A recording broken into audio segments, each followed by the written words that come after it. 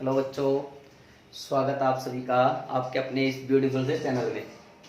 तो आज अपन पढ़ने वाले हैं बच्चों रे ऑप्टिक्स का लेक्चर नंबर 22। ठीक है, अपन रे ऑप्टिक्स में लेक्चर नंबर 21 तक अपन ने रियल डेप्थ और अपरेंट डेप्थ पर कुछ क्वेश्चन किए थे। आज उसी को हम लोग कंटिन्यू करेंगे। रियल डेप्थ और अपरेंट डेप्थ पर आज अपन तीन तीन मीडियम लेकर भी कुछ क्वेश्चंस करेंगे और आगे चल करके अपन देखेंगे कि जो रिफ्रैक्शन फिनोमिना होता है उस पर बेस्ड कौन कौन सी इवेंट्स है, कौन कौन सी घटनाएं उस पर आधारित होती हैं। कुछ एग्जांपल्स देखेंगे और एक मस्त एग्जांपल लास्ट में अपन लेंगे, refraction through a glass slab, और यानी कांच की पट्टिका से अपवर्तन। उसमें अपन जो है सबसे मेन चीज शिफ्ट निकालेंगे, shift through a glass slab. उस पर कुछ क्वेश्चंस भी करेंगे। तो चलिए स्टार्ट करते हैं। पहले रियल डेप्थ और अपरेंट डेप्थ पर ही क्वेश्चन करेंगे वापस से। तो देखिए आप आज का फर्स्ट क्वेश्चन बच्चों समझना, कंटिन्यू करते हैं तीन मीडियम के हिसाब से। ठीक है, मान लीजिए ये ऊपर एक कोई मीडियम है, ऊपर है जिसको अपन ने कहा ये एयर है। ठीक है, यहां बीच में ग्लास है समझना, और यहां फिर से एयर है। ठीक है, और यहां कहीं पे ऑब्जेक्ट है। ठीक है, यहां पर हमारी आंख है, आई हम यहां से देख रहे हैं। तो यहां से लेकर के यहां तक की जो डिस्टेंस है बच्चों वो है 20 सेंटीमीटर, और ये जो है बच्चों ये है हमारी 15 सेंटीमीटर, और बच्चों ये जो है ये हमारी है मान लीजिए 10 सेंटीमीटर। डेटा कुछ भी हो सकता है। ठीक भैया, अगर ये ग्लास है तो इसका म्यू हम लोगों को गिवन है 3/2, ये हम लोगों को याद होना चाहिए। एयर के लिए म्यू 1 है तो यहां भी म्यू 1 है। बात समझना। अब पूछा क्या है, ध्यान से समझना। फाइंड, देखो तीन मीडियम हुए कि नहीं, एयर, ग्लास, फिर से एयर। क्लियर? तो फाइंड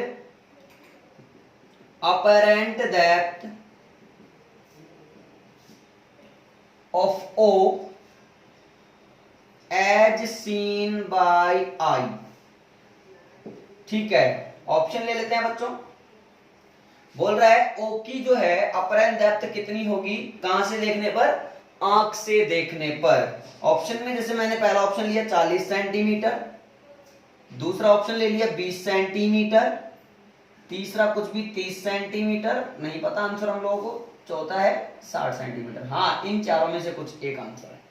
समझना, इस तरह का जो क्वेश्चन करेंगे बच्चों तो देखो क्या करेंगे। अब हम लोगों को सीधी सी बात समझ में आ रही है कि सर यहां पर जो रिफ्रैक्टिंग सरफेसेज हैं वो दो हैं, हाँ या ना। मैंने कहा तुम पहली सरफेस हो, तुम कैसी सरफेस हो, पहली। इसने कहा ठीक है। मैंने कहा तुम सेकंड सरफेस हो। समझते जाना, ये सॉल्यूशन बना रहा हूं बच्चों। ठीक है, समझना।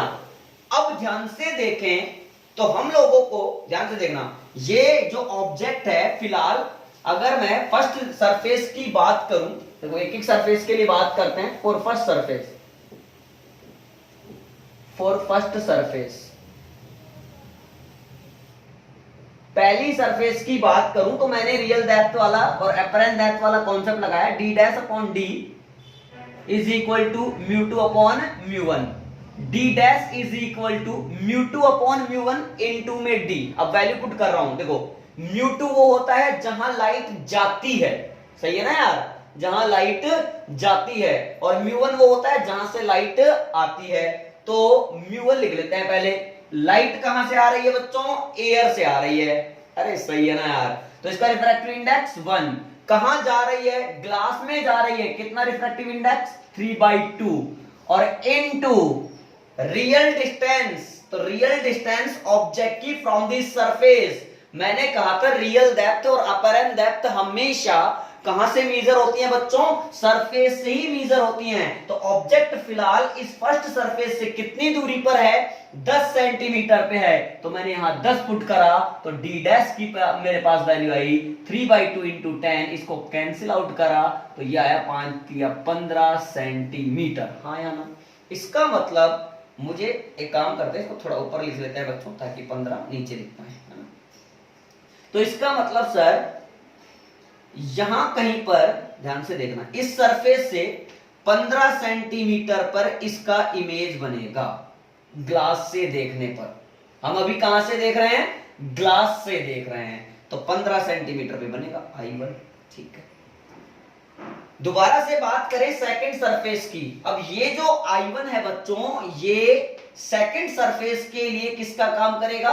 वर्चुअल ऑब्जेक्ट का काम करेगा, हाँ या ना? यानी अब आंख को या फिर सेकंड सरफेस को ऐसा लग रहा कि जो लाइट रे है वो कहां से आ रही है बच्चों? इस I1 से आ रही है। क्लियर है? तो अगर ध्यान से देखें तो इस सरफेस से, सेकंड सरफेस से ऑब्जेक्ट की डिस्टेंस देखना चाहें तो 15 प्लस 15 कितनी हो गई? 30। तो ध्यान से देखना, मैंने करा for second surface, second surface d dash is equal to, अब ध्यान से देखो, μ2। तो μ2 क्या होता है? जहां लाइट जाती है। अब लाइट कहां जाएगी बच्चों? बताओ, ग्लास से एयर, तो 3/2 अपॉन, कहां पे, कहां से कहां जाएगी बच्चों? अच्छा, लाइट कहां जाएगी बच्चों? एयर में जाएगी, यानी एयर हो गया 1। और कहां से जा रही है? ग्लास से, 3/2 नीचे आएगा, इनटू रियल डेप्थ कितनी हो गई? 30। तो ध्यान से देखो, d dash is equal to 2/3 into 30, ये बना मेरे पास 10, तो ये हो गया 20 सेंटीमीटर। तो इस सरफेस से, अब देखो ये तो 15 है, यहां कहीं, यानी यहां पे, यहां कहीं, ये हो गया मेरे पास I2। तो अब फाइनल, ध्यान से देखें, फाइनल इमेज I2 ही है। तो find apparent depth of O as seen by eye. आंख से देखने पर ये कितनी दूरी पर लगेगा? सर ये लगेगा 20 ये रहा और 20 ये रहा, तो कितना हो गया बच्चों? बोलो, 40 सेंटीमीटर। यानी apparent depth of O as seen by I is equal to 20 plus 20 बराबर 40 सेंटीमीटर। तो आया समझ में बच्चों? कॉन्सेप्ट क्या था? अगर दो सरफेसेस आ जाएं तो एक एक सरफेस मान करके हम इनको सोल्व कर सकते हैं। क्या मेरी बात आप लोगों को क्लियर है बच्चों? ध्यान से देखना, पहले मैंने फर्स्ट सरफेस लिया, फिर सेकंड सरफेस लिया। ध्यान ये रखना है कि लाइट कहां से कहां आ रही है, उसके हिसाब से μ1 और μ2 की वैल्यू हम लोग पुट कर लेंगे, और फिर जो भी आंसर हमसे पूछा है वो हम लोग निकाल सकते हैं। चलिए एक और सवाल लेते हैं, एक और सवाल लेते हैं।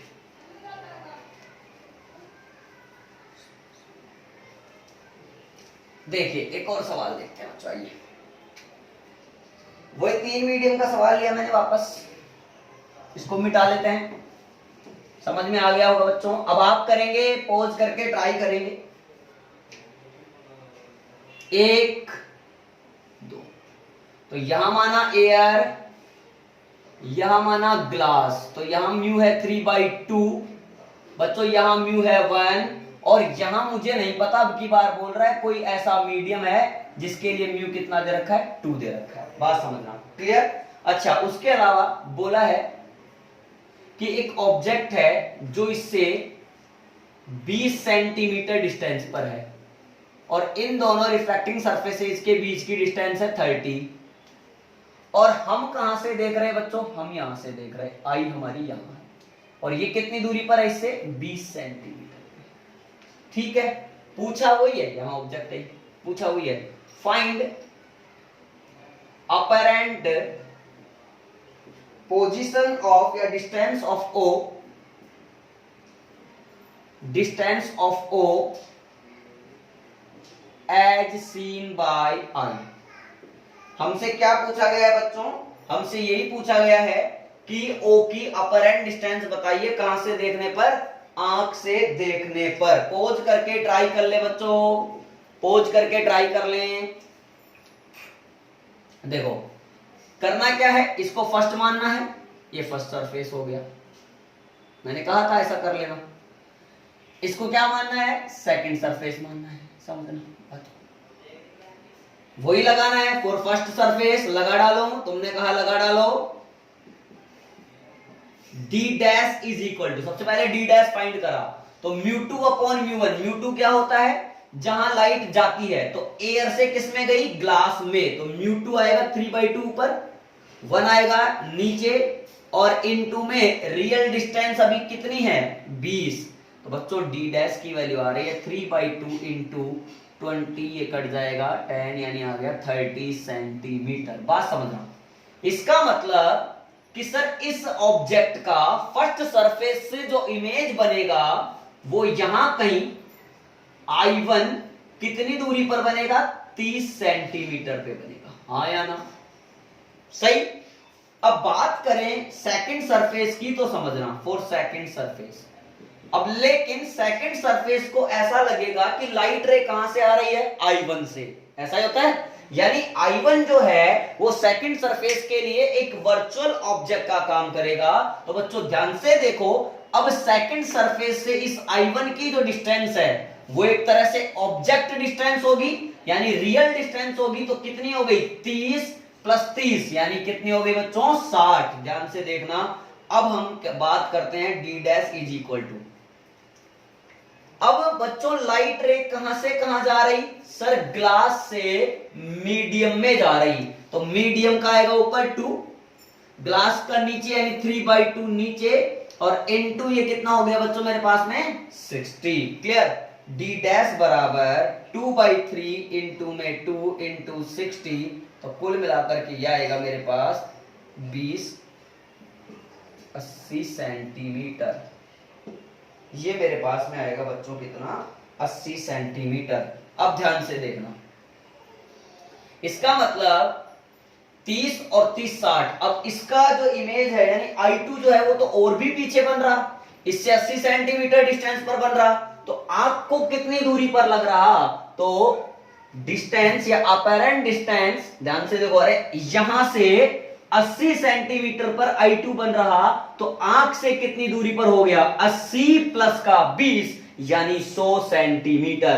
अपैरेंट डिस्टेंस ऑफ O, अरे हां या ना, as seen by I is equal to 80 + 20, answer आएगा 100 सेंटीमीटर, हाँ या ना। यानी कुल मिलाकर के बच्चों बात मेरी समझने की कोशिश करो। अगर 3 मीडियम का क्वेश्चन आता है तो घबराने की कोई जरूरत नहीं है, एक एक सरफेस मान करके काम करेंगे। पहले फर्स्ट सरफेस के लिए फॉर्मूला यूज करेंगे, फिर सेकंड सरफेस के लिए फॉर्मूला यूज करेंगे, फिर जो पूछा गया है उसका जवाब बड़ी तसल्ली पूर्वक दे देंगे, हाँ या ना। इसको फटाफट से पॉज करके नोट करो, फिर एक बढ़िया सा सवाल कराते हैं बच्चों, फटाफट नोट कर लें पहले आप।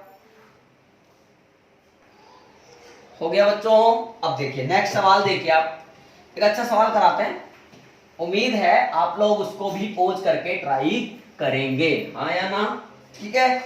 देखिएगा, समझना सवाल। हमने कहा कि हमारे पास एक बर्तन है और उसमें भरा हुआ है पानी, ठीक, समझना, अरे हाँ या ना, ये वाटर लेवल यानी ये पानी की सतह हो गई, वाटर सरफेस।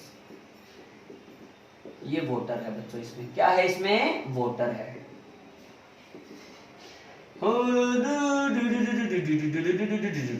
ये वाटर है, ये क्या है, वाटर है, जिसका म्यू कितना होता है, 4/3 होता है। बोला कि इसमें जो है एक मछली है, कौन है बच्चों, मछली। मछली जल की रानी है, जीवन उसका पानी है, ठीक। तो ये जो मछली है ये वाटर सरफेस से 24 सेंटीमीटर की डिस्टेंस पर है, और वाटर सरफेस से ना, और यहां बॉटम से, चूंकि बॉटम पर लगा हुआ है एक plane mirror.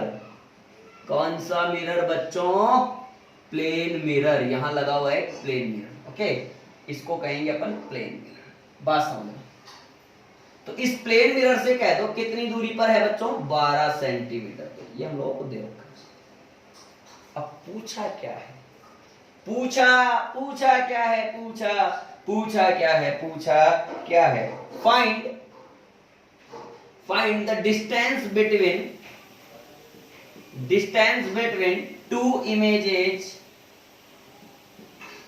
two images of fish as seen by eye। Sir ये आंख कहां है, आंख तुम यहां हो, आंख तुम यहां हो, ओके, एज सीन बाय आई। अब तुम कहोगे सर इस मछली रानी की find distance between two images of fish, तो इस मछली रानी की जो दो इमेजेस है वो कौन कौन सी हैं? अरे भैया एक बनेगी विदाउट रिफ्लेक्शन और एक बनेगी विद रिफ्लेक्शन। तो वन मैं लिख लेता हूं, one without reflection, one without reflection from mirror and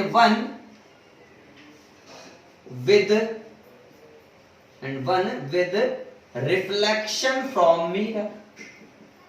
अरे हाँ या ना, बहुत बढ़िया सवाल, समझना बच्चों, बच्चों सवाल समझ। अब ध्यान से देखें तो हम लोगों को ये बात समझ में आती है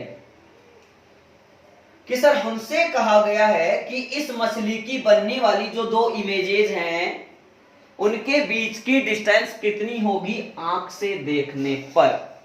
तो पहले हम लोग बात कर लेते हैं विदाउट रिफ्लेक्शन से, फिर हम लोग बात कर लेंगे विद रिफ्लेक्शन से। चलो करना हमें आता है, तो विदाउट रिफ्लेक्शन समझना, विदाउट रिफ्लेक्शन, ठीक है।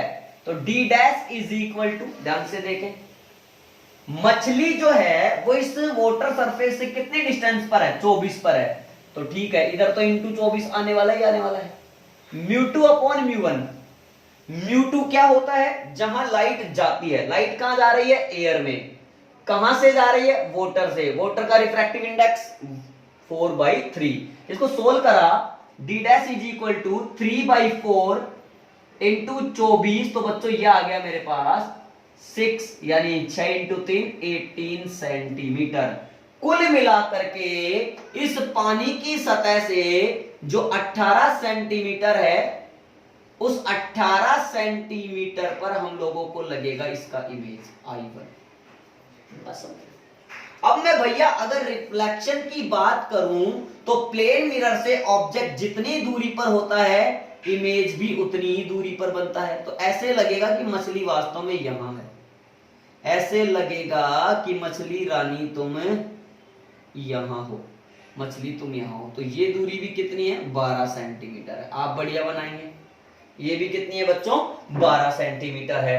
अब अगर मैं रिफ्लेक्शन की बात करूं विद रिफ्लेक्शन, देन मैं डी डैश निकालना चाहूं तो mu two upon mu one. अब वापस से देखें तो काम वही है। अब की बार ऑब्जेक्ट कहां पर रखा हुआ? सर यहां रखा हुआ। अरे समझो यार, अब की बार ऑब्जेक्ट कहां रखा हुआ? यहां रखा हुआ। तो इस पानी की सतह से इस ऑब्जेक्ट की डिस्टेंस कितनी हो गई? 12 प्लस 12 प्लस का 24, तो 12 प्लस 12 यानी 24, और 24 और ऐड कर दो तो कितनी हो गई बच्चों? 48। तो mu two upon mu one वही 1/4/3 और इनटू कितना कर दो? 48 कर दो। तो डी डैश कितना आ गया? 3/4 इंटू 48, ये कैंसिल करेंगे 1 2, ये आ गया मेरे पास 36 सेंटीमीटर। तो 24 और 12 यहां पर वैसे भी दिख रहा है, ये 36 ही है। तो कुल मिलाकर के I2 जो बना वो यहां बना, ये I2 बना। अब मुझे I1 और I2 के बीच की दूरी चाहिए बच्चों। तो क्या लगता है सर? 36 में से कम कर डालो 18, मिल जाएगा I1 और I2 के बीच की डिस्टेंस। तो distance between I1 and I2 has equal to 36 minus 18 बराबर 18 सेंटीमीटर। हाँ या ना? क्या मेरी बात समझ में आती है? अगर आती है तो पोज करके इसको नोट करें, फिर नेक्स्ट सवाल और कराते हैं बच्चों। कर लिया बच्चों? नोट कर लिया? अब नेक्स्ट सवाल देखो। तो नेक्स्ट सवाल एक और देखते हैं, एक और अच्छा सवाल कराते हैं आप लोगों को। देखते जाइए, समझते जाइए, कि कॉन्सेप्ट समझते जाइए। अच्छे से सवाल हम लोग करा रहे हैं। आइए बच्चों, हमने कहा, समझना, हमने कहा कि तुम एक कॉनकेव मिरर हो। उसने कहा ठीक है। सवाल समझना, उसने कहा ठीक है। और इस कॉनकेव मिरर की जो फोकल लेंथ है वो है 20 सेंटीमीटर। समझना, हमने कहा यहां एक ग्लास का फ्रेम है इस तरह से, ये ग्लास है, क्या है ये ग्लास, इसका म्यू कितना है 3/2 और बाहर क्या है एयर है और इधर भी क्या है बच्चों एयर है। समझ, बोला है कि ये जो फ्रेम है उसके लिए ये डिस्टेंस दे रखी है 45 सेंटीमीटर। समझना बात को। बोला है यहां एक ऑब्जेक्ट रखा हुआ है जिसकी यहां से डिस्टेंस है 10 सेंटीमीटर इस रिफ्रैक्टिंग सरफेस। समझना बात को बच्चों, आप लोग समझना। पूछा है फाइनल या find distance between final image and object. क्या बात समझ रहे हो? हमसे पूछा है कि फाइनल इमेज और ऑब्जेक्ट के बीच की डिस्टेंस कितना होगी। तो बात ये समझो कि लाइट रे जब यहां से जाएगी बच्चों, तो इस कहने का मतलब इस कॉनकेव मिरर पे, मैं सॉल्यूशन आप लोगों को समझा रहा हूं, समझ लो, डायरेक्ट ऐसे जाकर के इस कॉनकेव मिरर पर इंसिडेंट नहीं हो सकती है, बिकॉज हम लोगों को पता है कि यहां पर मीडियम चेंज हो रहा है। लाइट रे एयर से जा रही है ग्लास में, इसका मतलब रेयर से डेंसर मीडियम में जा रही है। तो कहीं ना कहीं चक्कर जो होगा वो किस तरह का होगा, जब भी कोई लाइट रे रेयर से डेंसर में बच्चों जाती है तो वो नॉर्मल के पास आती है या नॉर्मल से दूर जाती है? सर नॉर्मल के पास आती है, और अगर पास आती है बच्चों तो ध्यान से देखो कुछ इस तरह का सीन बनेगा। मैं ऐसा बना दूं तो इसका मतलब लगेगा, इस कॉनकेव मिरर को लगेगा कि जो लाइट रे है वो कहीं यहां से आ रही। कहां से आ रही बच्चों? यहां से आ रही। बात समझना, इसको लगेगा कि लाइट रे कहां से आ रही है? यहां से आ रही है। ठीक है, अब ध्यान से देखें तो हम लोगों को ये भी पोजीशन नहीं पता है, तो इसके लिए क्या करें? वही जो हम जानते हैं, तो we know that d dash is equal to, ये निकालना चाहते हैं हम लोग, तो d dash is equal to μ2 upon μ1। μ2 जहां लाइट रे जाती है, ग्लास में जा रही है 3/2, कहां से? एयर से, 1 नीचे, इनटू d कितना है बच्चों 10 इस सरफेस से, तो d डैश आएगा 3/2 इंटू 10, कुल मिलाकर इसको काटा 5, तो ये हो गया मेरे पास 15 सेंटीमीटर। तो बात समझ में आई, यानी ये जो डिस्टेंस है ये लग रहा है कितनी है? 15 सेंटीमीटर। समझना। अब वापस से क्या होगा? सर लाइट रे यहां जब इंसिडेंट हुई है तो आफ्टर रिफ्लेक्शन, अब रिफ्लेक्शन के बाद ये यहां से निकलकर ऐसे रिफ्लेक्ट होगी। अब ये कहां पे आएगी, कितनी डिस्टेंस पर आएगी, ये हम लोग पता करेंगे। कैसे? तो देखना, फॉर मिरर बच्चों ध्यान से देखो, फोकल लेंथ है माइनस का 20 सेंटीमीटर, कॉनकेव मिरर की फोकल लेंथ नेगेटिव। अच्छा, इसके लिए ऑब्जेक्ट कहां रखा हुआ?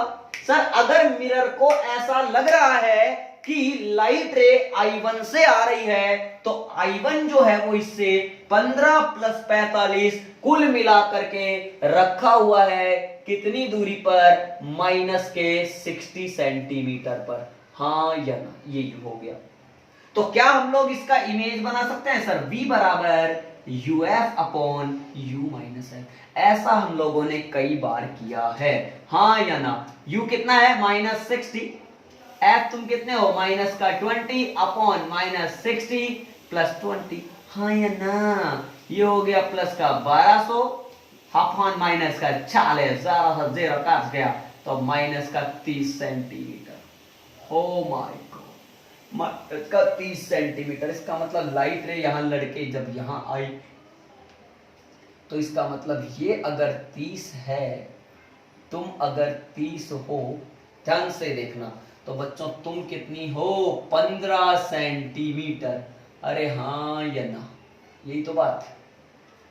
अब ऐसा नहीं है कि यहां पर ये जो I2 बना है ये फाइनल इमेज बन चुका है, नहीं बच्चों, फिर से लाइट रे आएगी और यहां ग्लास सरफेस पर टकराएगी, यानी अब इसको आप थर्ड सरफेस मान सकते हैं, या फिर सीधी सीधी बात है, चलो मैं ऐसा ही कर लेता हूं, पहले जो किया है इसको लिख देते हैं फर्स्ट सरफेस।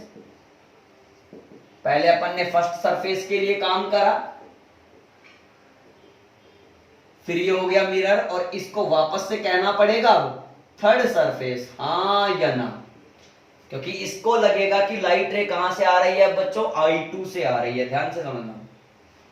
तो फॉर थर्ड सरफेस अब बनेगी फाइनल इमेज d डैश बराबर μ2 अपॉन μ1, जहां लाइट जाती है वो होता है μ2, तो कहां जा रही बच्चों, एयर में जा रही, तो एयर मतलब 1 ऊपर, और कहां से जा रही, ग्लास से जा रही, यानी 3/2 नीचे, इनटू यानी ये हो गई इसके लिए रियल, तो बोले तो 15, इसको लिखेंगे 15, तो d डैश आएगा 2/3 इंटू 15, ये 5, यानी ये हो गया मेरे पास 10 सेंटीमीटर, हाँ या ना। इसका मतलब सर जो I3 है, जो फाइनल इमेज है, वो कहीं ना कहीं यहां है, यानी इस सरफेस से 10 सेंटीमीटर पर है, यही हमारा I3 जो है वही फाइनल इमेज है, हाँ या ना। अब हमसे पूछा था फाइनल इमेज और ऑब्जेक्ट के बीच का डिस्टेंस, तो 10 तुम हो 10 तुम हो, तो 10 प्लस 10 कितना होता है बच्चों, 50, अरे नहीं 20 सेंटीमीटर, यानी कहने का मतलब distance between final image and object is equal to 10 plus 10, बोले तो आंसर आएगा मेरा 20 सेंटीमीटर, हाँ या ना। अगर मेरी बात आप लोगों को क्लियर हो गई है बच्चों, तो फटाफट से इसको नोट करें, फिर अपन एक नेक्स्ट सवाल ले लेते हैं। अच्छा सा आया समझ में, कुछ नहीं था इसमें, ये ग्लास फ्रेम था, ये 45 सेंटीमीटर बोला था, इस जो ये ग्लास की रिफ्रैक्टिंग सरफेस है, इससे ऑब्जेक्ट 10 सेंटीमीटर पे रखा हुआ था। अब बोला था अगर आंख इधर है, हम लोग इधर से ही देख रहे हैं, तो बोला था कि जो इस ऑब्जेक्ट की फाइनल इमेज बनेगी और जो ऑब्जेक्ट होगा उसके बीच की क्या डिस्टेंस होगी, तो हम लोगों ने फाइंड करा। पहले मैंने फर्स्ट सरफेस के लिए फॉर्मूला यूज करा, तो ये 15 सेंटीमीटर पर इमेज बना। फिर मिरर को लगा कि यहां से यानी I1 से लाइट रे आ रही है, तो मिरर के लिए I1 एक वर्चुअल ऑब्जेक्ट हो गया, तो उसकी डिस्टेंस हम लोगों ने देखी कि -60 सेंटीमीटर है, फोकल लेंथ -20 सेंटीमीटर है, तो इमेज पता चल गया मिरर से 30 सेंटीमीटर पे बना। क्लियर। अब वापस से रिफ्रैक्शन होगा, फिर से लाइट रे ग्लास से एयर में जाएगी, फिर हमने फॉर्मूला यूज करा, फिर 10 सेंटीमीटर पे बना सरफेस से, तो फाइनल इमेज और जो ऑब्जेक्ट है उसके बीच का डिस्टेंस आया 10 प्लस 10, बोले तो कितना बच्चों, 20 सेंटीमीटर। क्लियर। नेक्स्ट सवाल करते हैं, आइए और सवाल देखते हैं, और सवाल देखते हैं, और सवाल देखते हैं। अब देखना, एक सवाल बोल रहा है कि एक कॉनकेव मिरर है, ये समझ में, और इसको हमने एक हॉरिजॉन्टल टेबल पर रखा है, इस तरह से, कोई दिक्कत नहीं, एक हॉरिजॉन्टल टेबल पर, चलो ऐसे रख लेते हैं, ये हॉरिजॉन्टल टेबल है, ऐसे रखोगे आप इसको, ठीक, ये हॉरिजॉन्टल टेबल, और इस तरह से रखा है कि जो इसका प्रिंसिपल एक्सिस है वो वर्टिकली अपवर्ड है। बोला कि एक ऑब्जेक्ट को यहां इसके सेंटर ऑफ कर्वेचर पे रखते हैं, तो हम लोगों को ये भी बता दिया कि इसका जो इमेज है वो यहीं पर बनेगा, अरे ये हम लोग जानते भी हैं बच्चों, तो यानी यहां पर हम लोग कह सकते हैं ऑब्जेक्ट प्लस इमेज दोनों ही साथ में है, ठीक है, सही। बोल रहा है इफ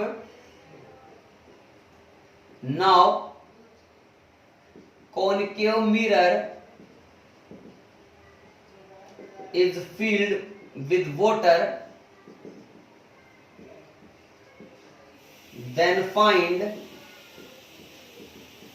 position of image। समझना, ये हॉरिजॉन्टल टेबल है, ये कोई प्रॉब्लम वाली बात नहीं है बच्चों, ध्यान से देखना आप लोग, अरे कुछ नहीं है, फर्जी सवाल है। अगर मैं पहले की बात करूं, जब ऑब्जेक्ट जो है वो सीधा सीधा सेंटर ऑफ कर्वेचर पे रखा हुआ है, तो कहने का मतलब लाइट रे इस तरह से इंसिडेंट हुई होंगी, और हम लोगों को पता है कि मिरर के लिए अगर लाइट रे सेंटर ऑफ कर्वेचर से पास हो रही है, इसका मतलब वो परपेंडिकुलरली इंसिडेंट हो रही है, और अगर परपेंडिकुलरली इंसिडेंट हो रही है तो जैसे आई थी वैसे निकल जाती हैं, तो इंसिडेंट और रिफ्लेक्टेड का पाथ सेम होगा, तो जो ऑब्जेक्ट है वहीं पर क्या बन जाएगा, उसका इमेज बन जाएगा। हम लोगों ने बहुत अच्छे से कहा है, लेकिन बच्चों इस सवाल में बोला गया है कि अगर कॉनकेव मिरर में पानी भर दिया जाए, वेरी गुड, क्या कर दिया जाए, पानी भर दिया जाए पानी भर दिया जाए, रे डायग्राम से होगा ये सवाल, पानी भर दिया जाए, पानी भर दिया जाए, भर दे दो, पहले मिरर बनाते हैं। अगर पानी भर दिया जाएगा तो find the position of image, find the position of image, find the position of image. अरे भैया ध्यान से देखना, ये मान लीजिए पानी है, ये क्या है, पानी है, ये बोतल है, ये पानी भर दिया गया है, ओके। अब देखिए जैसे ही पानी भरूंगा, पानी भरने, मान लो ये सेंटर है, सेंटर ऑफ कर्वेचर, अब लाइट रे सीधा नहीं जा सकती है क्योंकि रिफ्रैक्शन होगा, मीडियम चेंज हो चुका है, एयर से लाइट रे कहां आ रही, वाटर में आ रही, यानी कुल मिलाकर जो लाइट रे है बच्चों वो रेयर मीडियम से डेंसर में आ रही, तो वो नॉर्मल के पास आएगी, और अगर नॉर्मल के पास आएगी तो बच्चों वो इस तरह से होगी, हाँ या ना, बात समझना। ऐसे ही मैं एक और लाइट रे यहां पे चाहूं तो ले सकता हूं, देख लो, मैं वापस से आप लोगों को कह सकता हूं ये लाइट रे ऐसे जानी थी लेकिन नॉर्मल के पास आएगी और इस तरह से इस पर मिरर पर इंसिडेंट होगी। अब वापस से क्या होगा सर, वापस से रिफ्रैक्शन होगा, बिकॉज ये लाइट रे यहां से इंसिडेंट होगी, फिर रिफ्लेक्शन, पहले रिफ्लेक्शन होगा इस तरह से, देखना ये रिफ्लेक्शन, समझना आप लोग, समझना मेरी बात को। जैसे रिफ्लेक्शन होगा, अब रिफ्लेक्शन हो चुका है, अब ये लाइट रे यहां इंसिडेंट होंगी, अब वापस से लाइट रे कहां जा रही है बच्चों बताओ, सर लाइट रे जो है वो डेंसर से रेयर में जा रही हैं, तो फिर वो नॉर्मल से दूर हटेगी, कहने का मतलब जाना था ऐसे लेकिन चली जाएंगी ऐसे, जाना था ऐसे लेकिन चली जाएंगी ऐसे, यानी ये यहां पर कट कर जाएंगी, यहां पर बन जाएगा इमेज आई डैश, हाँ या ना। इसका मतलब मैं कह सकता हूं image is formed between pole and centre of curvature, या पोल एंड सी, समझना बात को, क्लियर है क्या, क्या मेरी बात आप लोगों को समझ में आती है क्या बच्चों, अरे समझ में आती है तो बताओ, और अच्छे से समझा सकते हैं इस बात को आपको, देखिए कैसे और अच्छे से समझाते हैं। आपने कहा कि सर लाइट रे यहां आई पहले एयर से वाटर में, यानी रेयर मीडियम से डेंसर मीडियम में, तो नॉर्मल के पास आई, ठीक है, नॉर्मल के पास आई। अब ध्यान से देखेंगे तो इसके लिए इमेज लगेगा यहां, यानी ये अपर एंड हो गई, अपर एंड डेप्थ, ये हो गई आपकी अपर एंड डेप्थ, समझना, ये हो गया सी डैश, बात समझना बच्चों, समझ रहे हो क्या, ये हो गया मेरे पास सी डैश, क्लियर। अब इसका मतलब ये हो गया वर्चुअल ऑब्जेक्ट, अरे मिरर को लगेगा कि लाइट रे कहां से आ रही है, सी डैश से आ रही है, तो इसका मतलब अब ऑब्जेक्ट मिरर के लिए कहां चला गया सर, सी एंड इंफिनिटी के बीच में चला गया। जब ऑब्जेक्ट मिरर के लिए 2f और इंफिनिटी, 2f और अनंत के मध्य था, तो इमेज कहां बना था, f और 2f के मध्य बना था। इसका मतलब आज भी पोल और सी बोले तो f और 2f के बीच में ही बनेगा, हाँ या ना, ऐसे भी समझा जा सकता है। क्या मेरी बात आप लोगों को क्लियर हो गई बच्चों, अगर क्लियर हो गई तो हम लोग आगे बढ़ते हैं। अब हम पढ़ेंगे बच्चों एग्जांपल्स ऑफ रिफ्रैक्शन, मतलब कुछ फिनोमिना जिनको केवल नोट करेंगे कुछ बातों को, और एक मेन जो बात है उसको हम समझेंगे। आइए पहले देखते हैं, हेडिंग नोट करिए, एग्जांपल्स ऑफ रिफ्रैक्शन। जैसे twinkling of star in night, twinkling of stars in night, रात्रि में तारों का चमकना, सही, एक ही एग्जांपल होगा। दूसरा, सूर्योदय और सूर्यास्त के समय भी रिफ्रैक्शन इफेक्ट देखे जा सकते हैं। सूर्योदय से कुछ समय पहले लगभग 2 मिनट, और सूर्यास्त के कुछ समय बाद लगभग 2 मिनट बाद तक भी सूर्य दिखाई देता है ड्यू टू रिफ्रैक्शन। और यही वजह है कि दिन की जो लंबाई होती है उसमें 4 मिनट का डिफरेंस चलता रहता है। तो अपन लिख सकते हैं refraction effects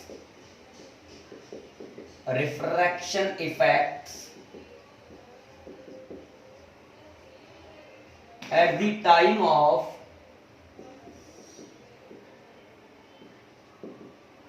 sunrise and sunset.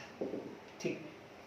तीसरा, एक मैंने आपको बताया था बच्चों कि अगर मान लीजिए कोई भी बाल्टी है या कोई भी बर्तन है जिसके पैंदे में कोई ऑब्जेक्ट रखा हुआ है, जैसे अपन कहते हैं कि किसी बाल्टी के पैंदे में एक सिक्का पड़ा हुआ है जो कि पानी से भरी हुई है बाल्टी, तो जब अपन उसको बाहर से देखते हैं तो सिक्का जो है वो थोड़ा ऊपर उठा हुआ दिखाई देता है। तो ये भी एक रिफ्रैक्शन की घटना ही है। तो अपन कह सकते हैं real depth and apparent depth वाला case, real depth and apparent depth वाला केस है। इस तरह से आप लोग समझ सकते हैं। मैं दोबारा से बताऊं इस चीज को तो देखो आप लोग समझ सकते हैं इस चीज को दोबारा से मेरे से, कोई प्रॉब्लम नहीं है मुझे भी आपको भी।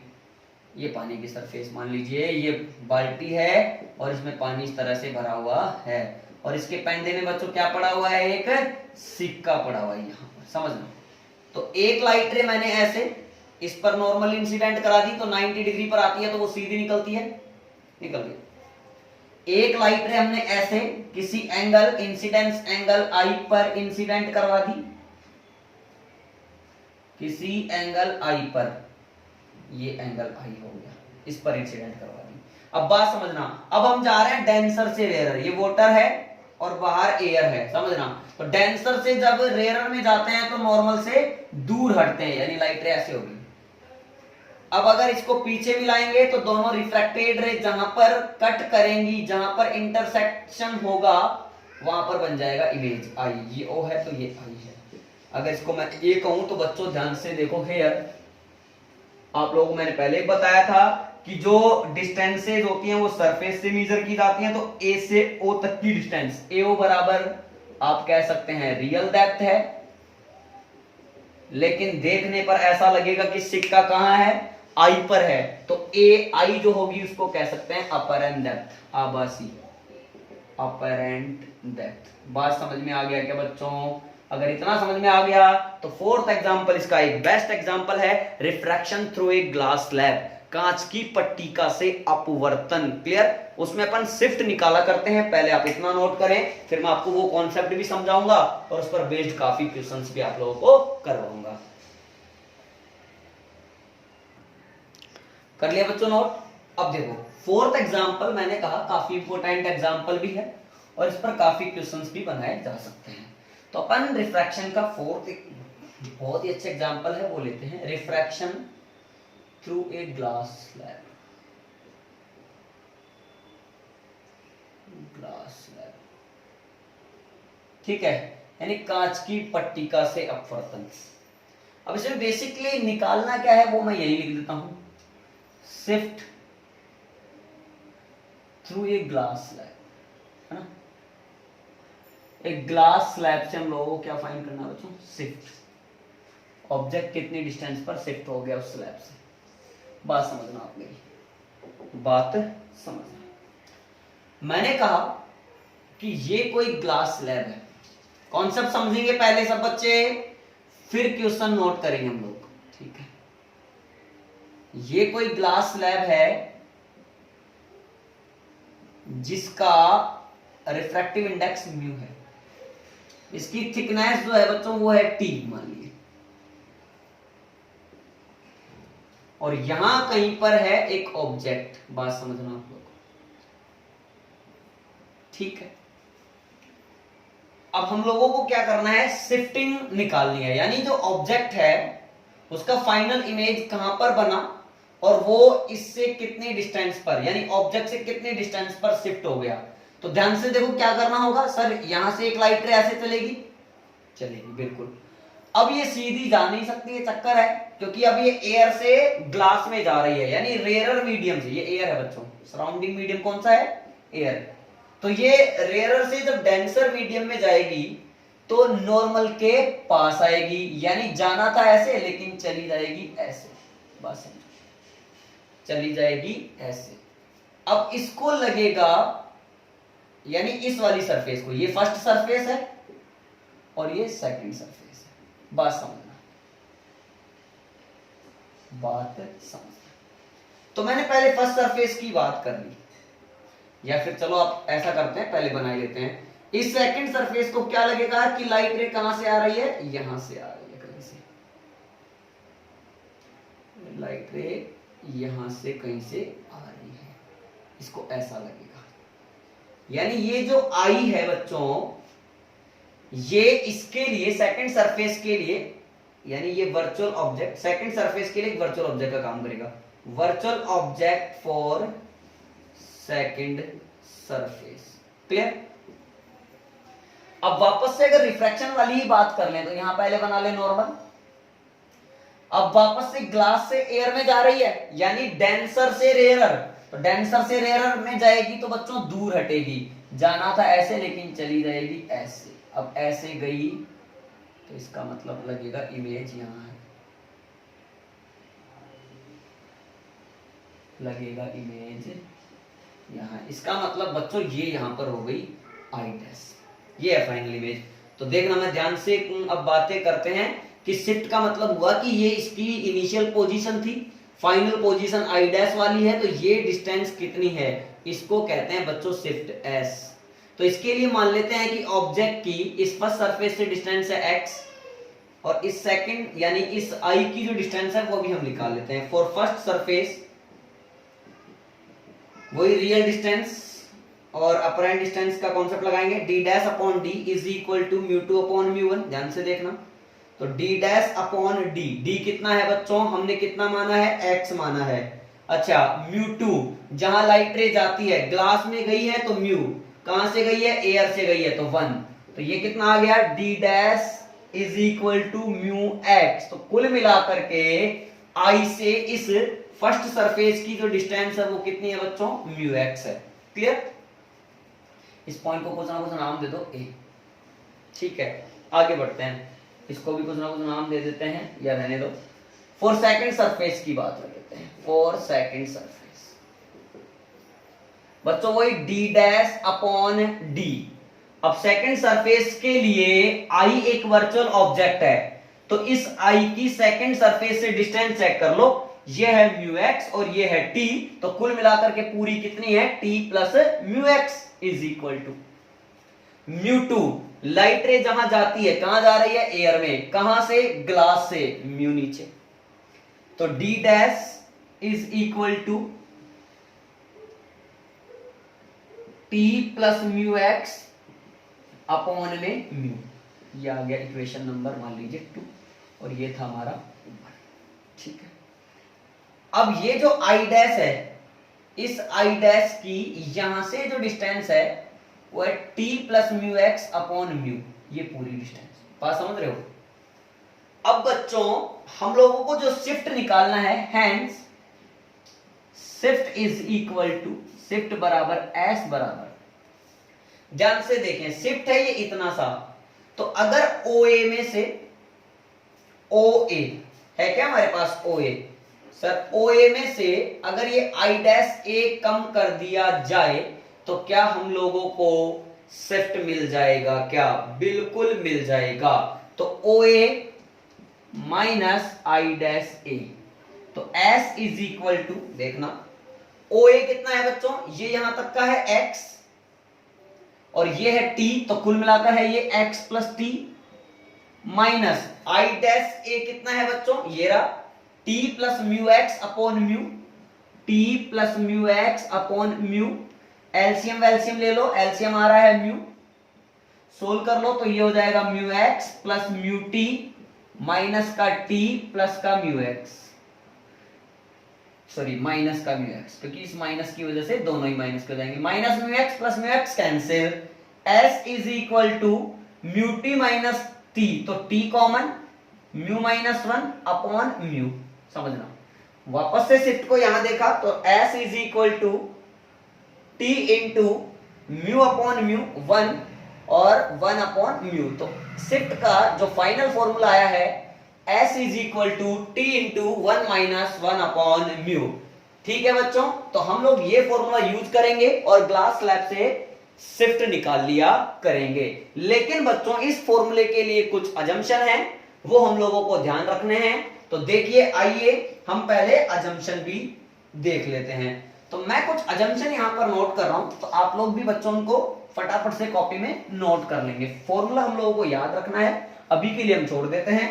S बराबर T into 1 minus 1 upon mu. अब अजम्पशंस क्या है यहां पर, वो देखिए बच्चों। पहली बात, यहां पर जो रेज हैं, जो किरणें हैं, वो पराक्षीय हैं, तो रेज आर पैराएक्सियल, ठीक है। दूसरी बात, जो स्लैब होती है बच्चों, स्लैब, उसके दोनों तरफ का जो मीडियम होता है, इस तरफ और इस तरफ, वो क्या है, सेम है। तो medium of both sides of slab is same. Sorry sorry, अगर मान लो स्लैब के दोनों तरफ मीडियम जो है वो एयर ना हो, अभी हमने तो एयर मान के किया है, 10% सवाल ऐसे भी होंगे कि ये मीडियम एयर नहीं होगा, यानी जो सराउंडिंग मीडियम है वो एयर ना हो, तो फिर क्या करना है। इफ, इसी पॉइंट में देखते हैं, if surrounding medium, if surrounding medium is not air, then shift S is equal to T into 1 minus, अब यहां पर 1 लिखा हुआ है तो याद आएगा mu surrounding upon mu slab. बात समझना, याद आएगा फॉर्मूला शिफ्ट बराबर T into 1 minus mu surrounding upon mu slab. अगर एयर है तब तो हम लोगों को पता है कि उसके लिए रिफ्रैक्टिव इंडेक्स 1 होता है, तो डायरेक्टली 1 माइनस 1 अपॉन म्यू हम लोग फॉर्मूला जानते हैं। और यदि एयर के अलावा कोई दूसरा मीडियम हम लोगों को दे रखा हो तो उसका रिफ्रैक्टिव इंडेक्स गिवन होगा, वो हम यहां पर पुट कर लेंगे, आंसर मिलेगा। पॉइंट नंबर 3 देखिए बच्चों, देखो ऑब्जेक्ट की, जैसे ये स्लैब है, समझना, ऑब्जेक्ट की स्लैब से डिस्टेंस का शिफ्ट पर कोई फर्क नहीं पड़ता है, यानी ऑब्जेक्ट की डिस्टेंस कितना है स्लैब से, इससे शिफ्ट कोई मैटर नहीं करता है, शिफ्ट पर कोई फर्क नहीं पड़ता है, यानी देयर इज नो इफेक्ट। मैं लिख लेता हूं, there is no effect on shift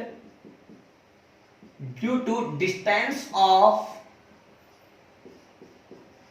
object from the slab, ठीक है। स्लैब से ऑब्जेक्ट की डिस्टेंस का शिफ्ट पर कोई फर्क नहीं पड़ता है, बात समझना। If S is equal to positive, अरे सर क्या नेगेटिव भी आएगा पॉजिटिव, अरे बिल्कुल आएगा। अब जब शिफ्ट पॉजिटिव होगा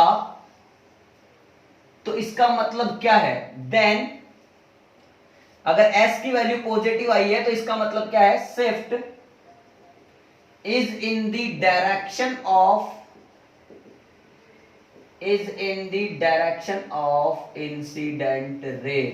अगर शिफ्ट की वैल्यू पॉजिटिव आ रही है तो इस, यानी S की वैल्यू पॉजिटिव आ रही है तो शिफ्टिंग कहां पर हुई है बच्चों, इंसिडेंट रे की ही डायरेक्शन में हुई है। जैसे ये स्लैब है, यहां पर ऑब्जेक्ट है, आपने कहा फाइनल इमेज, चलिए यहां बन गया, इंसिडेंट रे ऐसे जा रही थी, हम इंसिडेंट रे की डायरेक्शन में चले गए, इसका मतलब शिफ्ट पॉजिटिव है। अच्छा मान लीजिए शिफ्ट यहां आता, यानी फाइनल इमेज यहां बनती, तो ये अगर शिफ्ट होता तो इसका मतलब हम इंसिडेंट रे के अपोजिट में चले गए, तो शिफ्ट नेगेटिव है। यानी फिफ्थ पॉइंट अगर लिखें, इफ S बराबर नेगेटिव, यदि S की वैल्यू ऋणात्मक आ जाए, देन शिफ्ट इज इन, समझ गए क्या, opposite direction of, shift is in opposite direction of incident ray. बात समझना क्लियर। अगर S की वैल्यू पॉजिटिव आ रही है तो शिफ्ट कहां हुआ है, इंसिडेंट रे की डायरेक्शन में हुआ है, और अगर S की वैल्यू नेगेटिव आ रही है तो शिफ्ट कहां हुआ है, इंसिडेंट रे के अपोजिट डायरेक्शन में हुआ है। चलिए फटाफट से सवाल नोट करते हैं, सवाल देखते हैं बच्चों। आइए,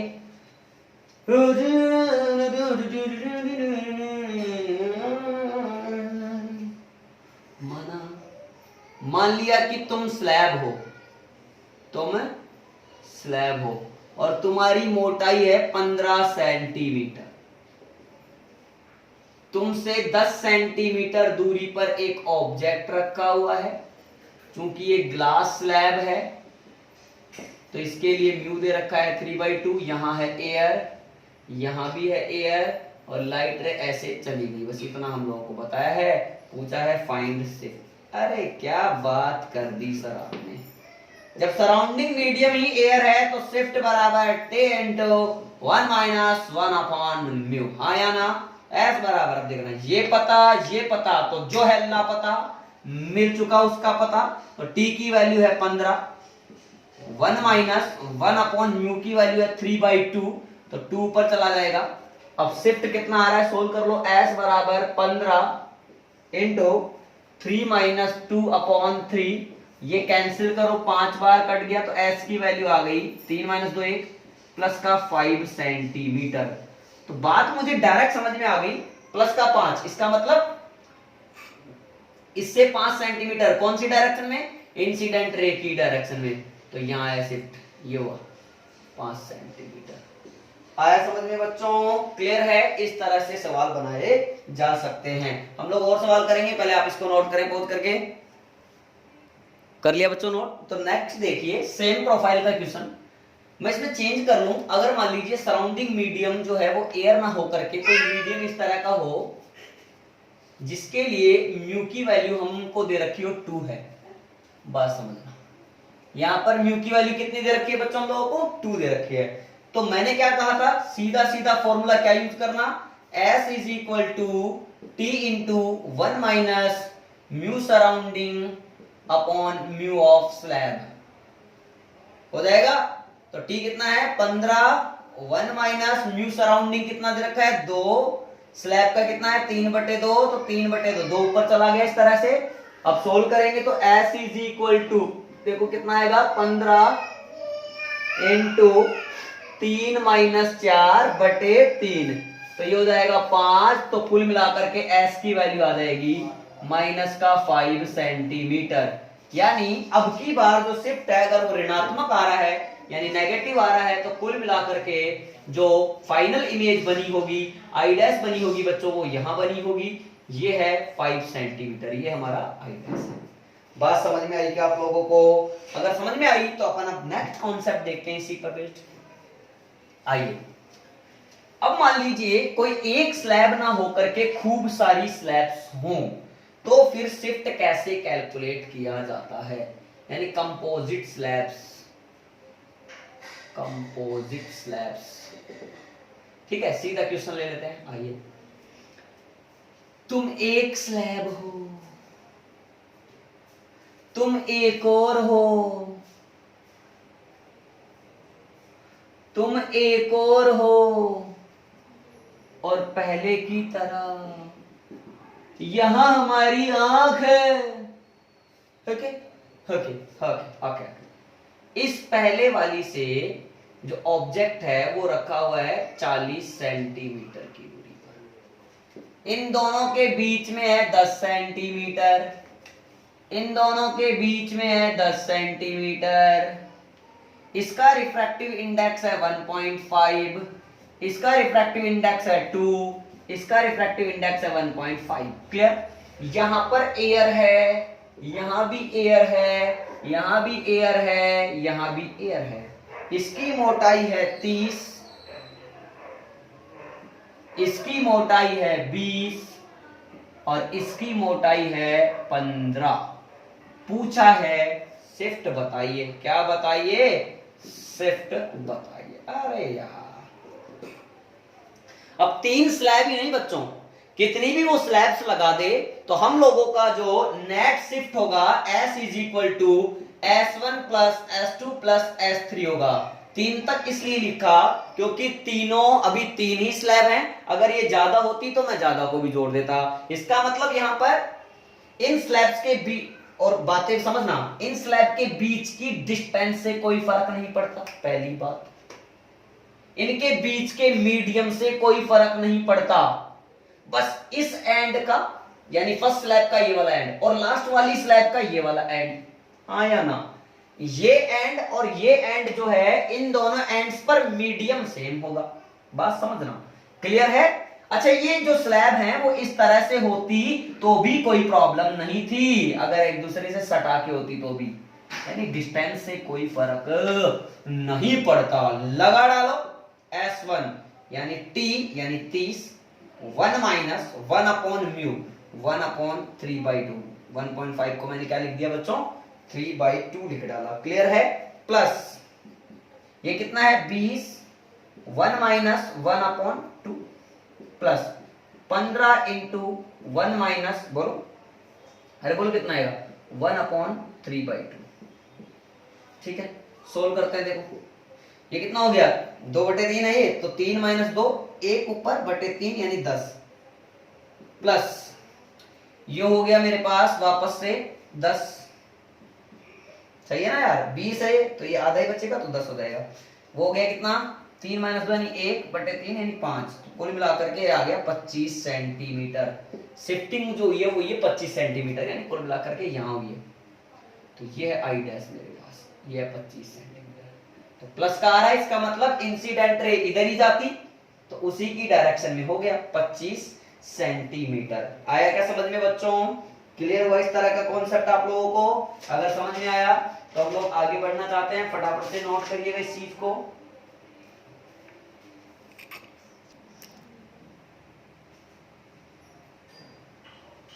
आगे समझ में? तो नेक्स्ट क्वेश्चन देखो बच्चों। अब नेक्स्ट एक अच्छा सवाल है, वो भी हम लोग देखते हैं, आइए। तो नेक्स्ट सवाल देखो आप। अब नेक्स्ट क्वेश्चन जो है वो इस तरह का है, ये एक कॉनकेव मिरर है, बात समझना,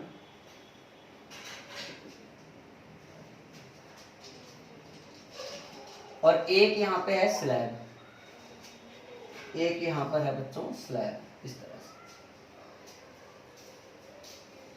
ठीक है। इसकी थिकनेस 15 सेंटीमीटर है और इसकी मिरर से डिस्टेंस है 25 सेंटीमीटर। इसकी मिरर की फोकल लेंथ दे रखी है 40 सेंटीमीटर और इस स्लैब से 25 सेंटीमीटर डिस्टेंस पर ही एक ऑब्जेक्ट रखा हुआ है। इसका म्यू दे रखा है 3/2। क्लियर है यहां तक? अब पूछा है find the distance of final image from the mirror से फाइनल इमेज की डिस्टेंस क्या होगी। बस अब पहले लाइट रे इस पर इंसिडेंट होगी, चूंकि रेयरर से डेंसर, तो कुल मिलाकर के नॉर्मल के पास आएगी, तो ऐसे चली गई नॉर्मल की। थोड़ी इसको बढ़ा देता हूं मैं, इसको बढ़ा के लिख देता हूं। तो पास आएगी तो मतलब जाना था ऐसे, लेकिन चली जाएगी ऐसे। अब वापस से वही डेंसर से रेयरर, तो दूर हटेगी, तो इसका मतलब यहां कहीं पर बनेगा इसका इमेज, लेकिन कहां बनेगा ये तो देखना पड़ेगा। तो पहले रिफ्रैक्शन की बात करें, या फिर इसमें एक काम करते हैं, मैं आपको ऑप्शन भी देता हूं, 100 सेंटीमीटर, 120 सेंटीमीटर, ताकि कंफ्यूजन हो, आपको कंफ्यूजन में रहे, और डी हमारा 130 सेंटीमीटर। आइए सॉल्यूशन में देखिए, मैंने अब क्या करा है, S इज इक्वल टू पहले T into 1 minus 1 upon mu formula use करा, तो T कितना हो गया 15, फर्स्ट सरफेस की बात कर रहा हूं, 1 माइनस 1 अपॉन 3/2, तो बच्चों S बराबर 15 इंटू 1 अपॉन 3, यानी ये आ गया मेरे पास 5 सेंटीमीटर। तो शिफ्ट हुआ 5 सेंटीमीटर, यानी ये है 5 सेंटीमीटर, ये बना मेरे पास I1। इसको कहा मैंने फर्स्ट सरफेस, तो ये फर्स्ट सरफेस के लिए ही था केस, ठीक है। ये फर्स्ट सरफेस का ही था। अब बात कर लो सेकंड सरफेस की, लेकिन उससे पहले ध्यान से देखें, अब समझना मेरी बात को, आप लोग ध्यान से समझना।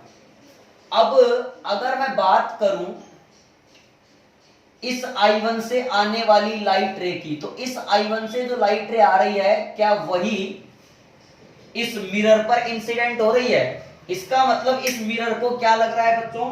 इस मिरर को लग रहा है कि लाइट रे I1 से आ रही है। इसका मतलब I1 जो है वो इस मिरर के लिए एक वर्चुअल ऑब्जेक्ट का काम करेगा। तो हम यहां लिख देते हैं I1 act as a virtual object for mirror here F is equal to -40 centimetre. अब देखो, तो ऑब्जेक्ट है तो I1 की इस मिरर से डिस्टेंस 25 प्लस 15 कितनी हो गई? 40, और प्लस कितना बच्चों? ये 5 है तो ये कितना है? 20 है, तो ये हो चुकी है 40 प्लस 20 यानी 60, U बराबर माइनस का 60 सेंटीमीटर। अब इमेज कहां बनेगी पहले वो देखते हैं। V बराबर UF upon U minus F, तो U कितना है? -60, F कितना है? माइनस का 40, नीचे आएगा -60 प्लस 40, तो V बराबर ये हो गया प्लस 2400 अपॉन माइनस का 20, ये कैंसिल, तो कुल मिलाकर के -120 सेंटीमीटर। तो कुल मिलाकर के बच्चों ध्यान से देखो, यहां से लाइट रे फर्स्ट सरफेस पे गई, फिर सेकंड पे आ गई, फिर इस कॉनकेव मिरर से रिफ्लेक्शन भी हो चुका और इमेज का बनी -120 सेंटीमीटर पर।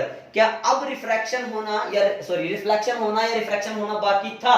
तो क्या हमारा ऑप्शन बी जो है 120 सेंटीमीटर, क्या वो करेक्ट है? नहीं, बहुत सारे बच्चे यही गलती करेंगे, 120 सेंटीमीटर वाले ऑप्शन पर ही टिक करेंगे, जबकि आंसर ये भी नहीं है। क्यों बच्चों? अब लाइट रे देखो, मेरी बात समझना, अब लाइट रे जो है वो वापस से यहां भी तो इंसिडेंट होगी। मैं इसको दोबारा से बना देता हूं, देखना। अरे हो क्या रहा है यार, समझो ना। देखो, कॉनकेव मिरर को इस ऑब्जेक्ट का इमेज कहां बनाना था? 120 सेंटीमीटर पर, लेकिन इस स्लैब की वजह से वो 120 सेंटीमीटर पे नहीं बना पाएगा बच्चों। लाइट रे ऐसे जरूर आएगी, लेकिन ड्यू टू रिफ्रैक्शन, वापस रिफ्रैक्शन होने की वजह से देखो ऐसा लगेगा कि कहां बना है? 120 पर ही बना है। ऐसा लगेगा कि कहां बना है बच्चों? 120 पर ही बना है, लेकिन रिफ्रैक्शन हुआ है वास्तव में, तो शिफ्टिंग हो जाएगी। अब जो शिफ्टिंग होगी उसके बारे में बात कर लो। अगेन फॉर सेकंड सरफेस, अब की बार सेकंड सरफेस की बात कर लो, तो S बराबर T into 1 minus 1 upon mu, तो बच्चों 15 इंटू 1 माइनस 1 अपॉन 3/2 यानी कुल मिलाकर के 5 सेंटीमीटर, प्लस का 5 आ रहा है, इसका मतलब इंसिडेंट रे की डायरेक्शन में है, तो यानी यहां पर है। अगर ये I1 है, सॉरी ये I1 है, तो यहां पर ये 5 सेंटीमीटर हुआ, तो कुल मिलाकर के distance of final image from mirror is equal to कितना आ रहा है बच्चों? देखो 120 पर बनना था, लेकिन वास्तव में अब कहां बनेगा final image? IF, I final कहां बनेगा? 120 प्लस 5 यानी 125 सेंटीमीटर पर हमारा आंसर होगा। तो हमारा ऑप्शन कौन सा करेक्ट होगा बच्चों? Option number C is correct answer. आया समझ में? फटाफट से नोट करें। कर लिया बच्चों नोट? तो आया समझ में आज का? आज हमने क्या पढ़ा? रियल डेप्थ और अपरेंट डेप्थ पर कुछ क्वेश्चंस किए, और उसके बाद में अपन सीधा ही shift through a glass slab पर आ गए, और उस पर बेस्ड कुछ क्वेश्चंस हमने यहाँ पर आज देखे हैं। उम्मीद करते हैं आप लोगों को ये अच्छे से समझ में आया होगा। तो अगर आपको समझ में आया है तो आप लोग इस वीडियो को लाइक करें और सब्सक्राइब शेयर करें और चैनल को सब्सक्राइब भी करें। All the best.